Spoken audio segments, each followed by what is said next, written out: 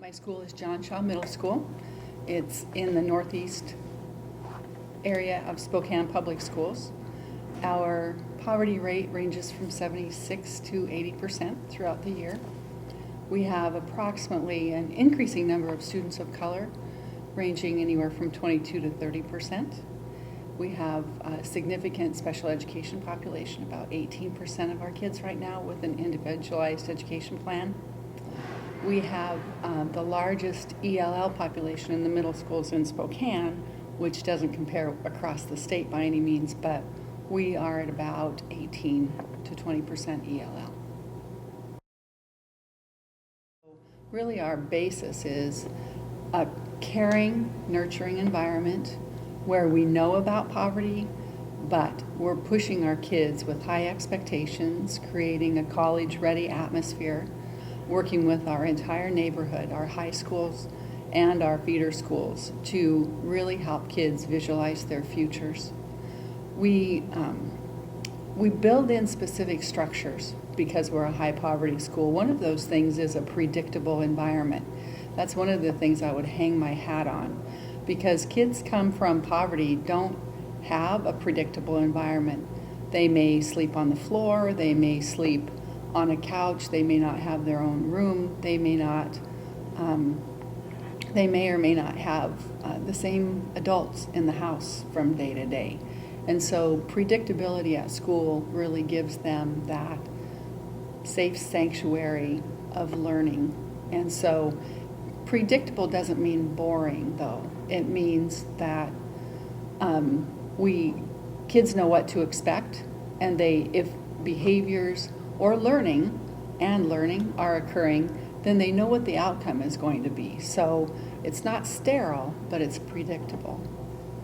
The other thing we do that we work diligently with is try to connect with our parents and our community.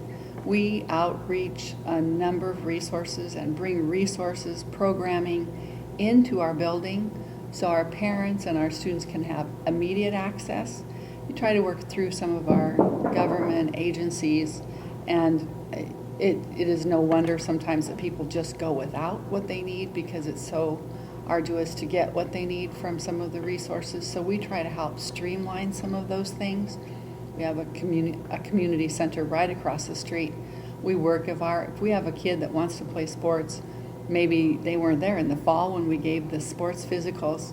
We have a connection. We can get them in that same day for a physical right across the street at Chad's clinic, and so we connect with our neighborhood resources for our families and mostly for our children.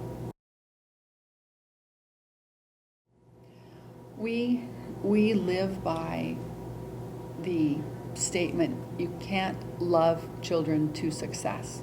When I first got to Shaw, first arrived there was a predominant, we love our kids, and we do love our kids, but that's not the only thing we can do to help them be successful. You have to teach them. You have to have high expectations, expect them to learn and expect them to be accountable, but not any kind of a beat 'em up kind of way. It's in a nurturing, caring environment, but you can't love them to success. The best way to help any child in poverty is to give them the tools and the skills that they need to be successful in this 21st century environment. So we push our kids, and sometimes they push back, and sometimes the parents push back because they live in the depth of poverty and they don't know about what their futures might be because they're in the minute. And so we just continue to communicate with them, but we don't use poverty as an excuse. We know about poverty. We get to know our kids emotionally, academically. We know their strengths and their challenges, and take all of that into account.